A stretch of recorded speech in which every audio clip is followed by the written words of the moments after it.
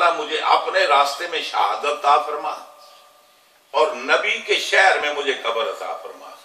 پھر اللہ نے وہ دعا قبول کی کہ سرکار کے قدموں میں قبر کی جگہ مل گئی۔ تو خیر عرض یہ کر رہا تھا کہ بیشتر جو حج کے مسائل ہیں نا، وہ تو ظاہر ہے یہاں کتنا بھی کسی کو بتایا جائے، کتنا بھی سکھایا جائے نا، تو جب وہاں جاتے ہیں تو معلم کے بغیر، کسی راہبر کے بغیر وہاں وہ پورے ارکان ادا کرنا بہت مشکل ہوتا ہے۔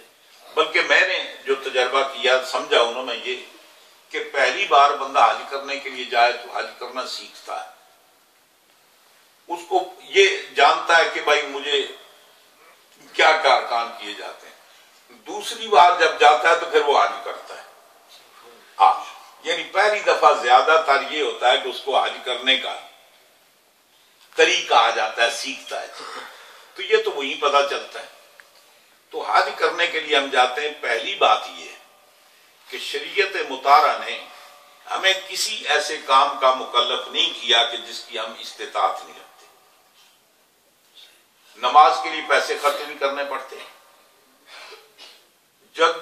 جب کوئی آدمی بالغ ہو جائے، بالغ ہو، عاقل ہو، مسلمان ہو، نماز یہ ساری عبادات مسلمان کے لیے، کافر کے لیے نہیں ہے، عقل مند کے لیے، مجنون، بے ہوش، پاگل کے لیے نہیں ہے، بالغ کے لیے ہے، نابالغ کے لیے نہیں ہے۔ یہ تو پہلی تین شرط ہے۔ اب ہم نماز پڑھتے ہیں جی، اگر آپ کو پانی دستیاب نہیں ہے تو تیمم کر لیں۔ کھڑے ہو کر نماز نہیں پڑھ سکتے تو بیٹھ کر پڑھ لیں۔ بیٹھ کر نماز نہیں پڑھ سکتے تو لیٹ کر پڑھ لیں۔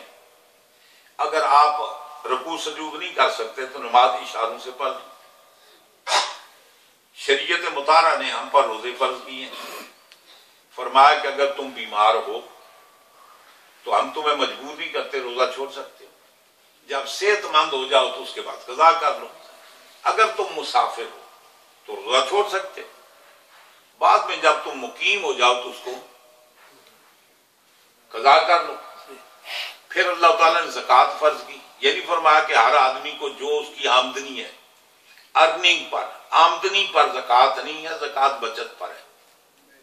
شریعت مطہرہ نے فرمایا کہ بیوی، مال، بچہ، جو اخراجات ہیں ان سے کرنے کے بعد تمہارے پاس وہ مال ہوں کہ جن پر سال پورا گزر جائے، یعنی سال پورا تو آپ کے پاس پیسے پڑے رہے، آپ نے ان کو خرچ نہیں کیا، تو سال گزرنے کے بعد اب اس پیسے میں سے اگر وہ نصاب کو پہنچتا ہے، اب چونکہ میں زکوٰۃ کے مسئلے نہیں بیان کرنے لگا ہوں، ورنہ وہ ڈیٹیل آپ کو نصاب بتا دیتا کہ نصاب کیا ہے۔ اتنی بات یاد رکھیں کہ زکوٰۃ کے آئٹم جو ہیں وہ صرف تین ہیں، مال تجارت ہے، سونا چاندی ہے، نقدی ہے، ان اینی کنڈیشن۔ مال تجارت مٹی ہو تو اس پر بھی زکوٰۃ ہے، لکڑی ہو اس پر بھی زکوٰۃ ہے، اسی طریقے سے نقدی ہو اس پر زکوٰۃ ہے، وہ آپ کے اپنے پاس ہو، بینک میں ہو، کسی کو دی ہو، ملکیت آپ کی، اس پر زکوٰۃ ہے۔ سونا چاندی ان اینی کنڈیشن، کسی شیپ میں ہو جائے، چاہے آپ نے اس سونے کا قلم بنایا ہوا ہو، بس سونے کی کڑھائی کی، پرانے زمانے میں لوگ وہ ٹوپیاں نہیں ہوتی تھی، یہ تلے والی ٹوپیاں، تو مطلب ہے سچے سونے کی وہ تلا ہوتا ہے، اس پر بھی زکوٰۃ وہ حساب لگانا پڑے گا۔ اگر جوتے کے اوپر سچے تلے کا وہ چڑھاؤ کیا ہوا ہے تو وہ جو سونا اس پر بھی زکوٰۃ ہے۔ سونے چاندی کی بچت نہیں ہے، وہ جس شیپ میں بھی ہو اس پر زکوٰۃ فرض ہے، لازمی۔ بہرحال فرمایا کہ سال گزرنے کے بعد اتنی بھاری بھرکم رقم بھی نہیں ہے، 2.5%، 40واں حصہ، یہ زکوٰۃ ہو، اس کے حصے دار بھی مقرر کر دیے۔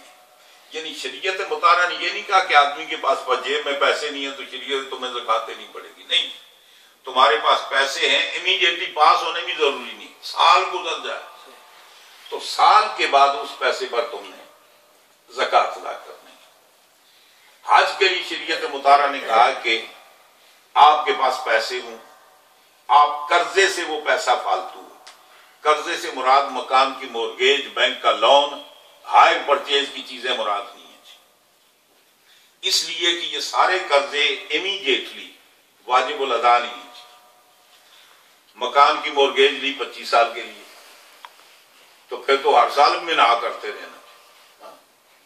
وہ صرف وہ قسط منا کر سکتے ہیں جو اس مہینے میں واجب الادا ہے۔ بینک سے لون لیا ہے، 5 سال کے لیے ہے، 15 سال کے لیے ہے، وہ امیڈیٹلی واجب الادا نہیں ہے۔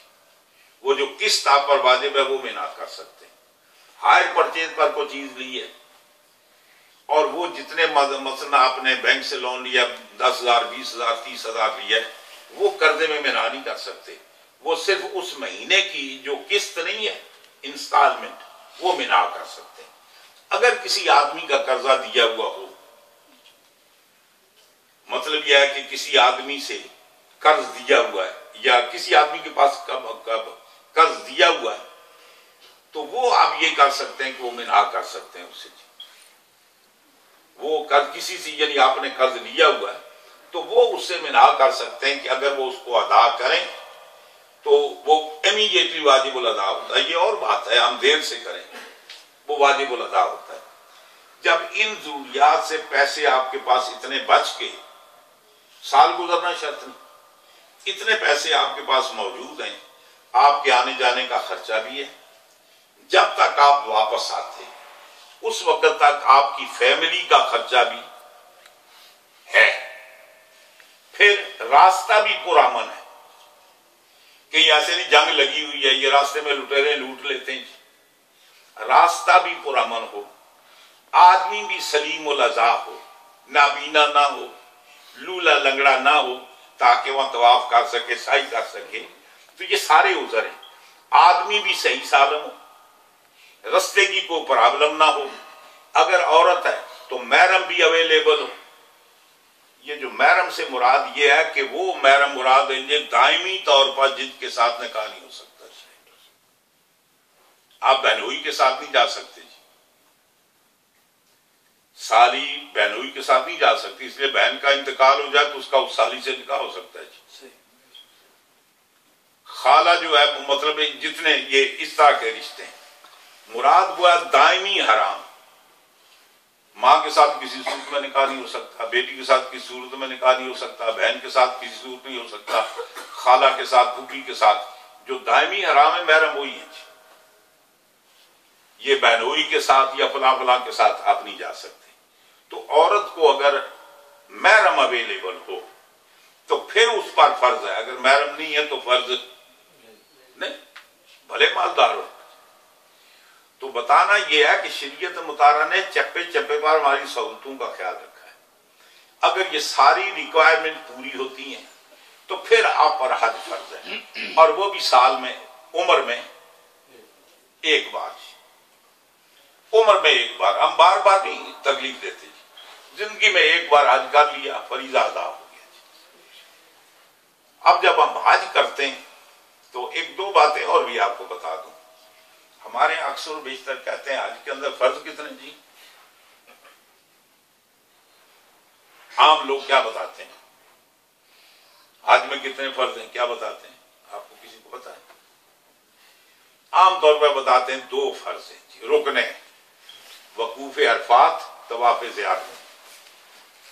یعنی 10 تاریخ کو یا اس کے بعد خانہ کعبہ کا طواف کرنا، یہ بھی فرض ہے، رکن اعظم ہے۔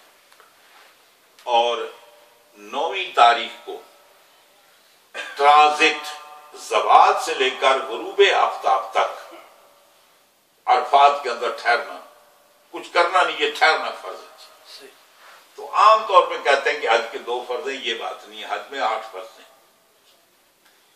پہلا فرض ہے حج کی نیت کرنا جی، جب آپ احرام نہیں باندھتے، احرام باندھنا بھی کیا ہے؟ فرض ہے۔ شلوار قمیص میں نہیں کر سکتے یا کوٹ پینٹ میں نہیں کر سکتے، احرام بھی فرض ہے، نیت بھی، نماز میں نیت فرض ہے یا نہیں؟ روزے میں فرض ہے تو حج میں کیوں نہیں؟ زکوٰۃ میں نیت فرض ہے۔ تو ایک احرام فرض ہے، نیت فرض ہے۔ پھر جس ترتیب سے حج کیا جاتا ہے وہ ترتیب بھی فرض ہے۔ پھر جس مقام پر پہلے جایا جاتا ہے وہ پہلے ہی جانا فرض ہے۔ مثال کے طور پر اب 8 کو مینا میں جاتے ہیں، 9 کو عرفات میں جاتے ہیں، غروب آفتاب کے بعد مزدلفہ میں آتے ہیں، رات کو وہاں ٹھہرتے ہیں، پھر 10ویں کو صبح سویرے آپ وہاں سے نکلتے ہیں جناب، رمی کرتے ہیں، شیطان کو پتھر مارتے ہیں، پھر اس کے بعد آپ طواف زیارت کرنے کے لیے جاتے ہیں، وہ 10 کو ضروری نہیں ہے، 10 کو جا سکتے ہیں، 11 کو جا سکتے ہیں، 12 کو جا سکتے ہیں، پھر باقی دن آپ وہیں ٹھہرتے ہیں، مکہ میں ٹھہر نہیں سکتے، وہیں ٹھہریں گے، کنکریاں کمپلیٹ کر کے تو واپس آئیں گے۔ اب ہمیں پہلے مینا میں جانا ہے، پھر عرفات میں جانا ہے، پھر مزدلفہ میں جانا ہے، پھر ہمیں مینا میں آنا ہے۔ تو یہ جو ترتیب ہے نا، یہ ترتیب بھی فرض ہے۔ جیسے ہم نماز نہیں پڑھتے، نماز کے اندر یہ ترتیب فرض نہیں، واجب ہے، لیکن ترتیب آپ کو سمجھانے کے لیے بتا رہا ہوں۔ پہلے ہم کیا کرتے ہیں؟ قیام، پھر رکوع، پھر سجدہ، آخر میں قعدہ، تشہد بیٹھتے ہیں۔ تو یہ ترتیب جو ہے نا نماز کے اندر، یہ فرض نہیں، واجب ہے۔ اگر ترتیب میں تھوڑی گڑبڑ ہو جائے تو سجدہ صاحب واجب ہو جاتا ہے، لیکن حج کے اندر جو ارکان کی ترتیب ہے، وہ ترتیب کیا ہے؟ وہ فرض ہے۔ پھر جس جگہ جو رکن ادا کیا جاتا ہے وہ وہیں کرنا فرض ہے۔ وقوف جو ہے وہ عرفات میں ہی فرض ہے، آپ کسی اور پہاڑ پر کریں تو نہیں۔ وہ کنکریاں جو اٹھانی ہیں اور مغرب عشاء کی نماز وہ مزدلفہ ہی میں پڑھنی ہے، کسی اور جگہ نہیں۔ قربانی جس جگہ آپ نے کرنی ہے وہی کرنی ہے، کسی اور جگہ نہیں۔ پھر شیطان کو کنکریاں وہی اسی مقام پر مارنی ہے۔ یہ مطلب نہیں کہ کل سعودیہ یہ کرے کہ وہاں سے شیطان کے پتھر، پہلے وہ چھوٹا سا پلر تھا، پھر ذرا اس کو بڑے سائز کا کیا ہے، اون پوری کند بناتی ہے۔ خیر کوئی بات نہیں، کون سا شیطان، جب پلر تھا تو بھی شیطان وہاں کوئی نہیں تھا، بڑے سائز کا تھا تو بھی کوئی نہیں تھا، دیوار بنی تو بھی کوئی نہیں ہے۔ ہم تو تصور کرتے میں شیطان کو مار رہے ہیں فرضی طور پر، شیطان تو وہاں نہیں ہے۔ جن کی سنت ادا کر رہے ہیں وہاں تو ریل تھا نا، ان نے تو ریل شیطان کو مارے تھے، تو ہم ان کی سنت ادا کر رہے ہیں۔ اب ریل تو ہم دیکھ نہیں سکتے جناب، وہ تو بندھا ہوا نہیں ہے، ہم تصور کرتے ہیں اس کو بھئی یہی شیطان ہے، تو ہم اس کو پتھر مارتے ہیں۔ یہ تصور میں بڑی وسعت ہے۔ وہ ایک بندہ بکریاں چلا رہے نا، دو ٹاکیا گئے اجڑے تھے، تو صبح سویرے اس طرح کی تھا کو روٹی شوٹی کو گنڈا پیاز نہ یا کو گڑانی روڑی لے کے بس یہی کھاندے ہیں نا۔ من تو تجربہ ہے جناب، میں تو پیاز نہ روٹی کھا سکتا، کھاندے رہے ہیں، گڑے نہ حلوے نال بھی، کھیرا نال بھی، چٹنی نال بھی۔ آج کل نخرے بھائی یہ چیز دے یہ تو بنا پلا، کبھی آدمی آپ کو اپنا ماضی بھی یاد کرنا چاہیے، گزرے دن بھی یاد کرنے چاہیے کہ ہم کن تکالیف سے گزرے تھے۔ وہ دونوں جنگل میں، دوپہر کا وقت، گرمی کا موسم ہے، وہ بکریاں وغیرہ جتنی کسی درخت کے نیچے بیٹھ کر جگالی کر رہی ہیں، جیسے اکثر بیشتر ہوتا ہے۔ اب وہ ایک آدمی درخت کے نیچے بیٹھ کر آپ وہ پوٹلی کھولی، وہ روٹی نکالی جناب، صبح جو لے کر آیا تھا اس کو کھانا شروع کیا۔ سامنے ایک پتھر پڑا تھا چینچر، اس نے صاف کی تھا، صاف کر کے تو گرا پنے تو اس نے لائے تو پھر کھائے۔ وہ دوئے تک کیا بھائی یہ اتھے روٹی کھا رہے، چلو میں بھی اس کو بھائی تو کھانا جناب، وہ بھی آیا، وہ آنا کیا کرنا ہے، کہ چولہا کھڑا اور کیا کرنا ہے، کہ کس نہ کھانا ہے، کہ چٹنی نہ کھانا ہے، کہ نظر کوئی نہیں اچھلی، کہ کوڑا بچا نہیں کی تھی، وہ سکھا جی کوڑا بچا نہیں کرنی تو حلوہ کیا نہیں کرنا، خرچہ ہی کر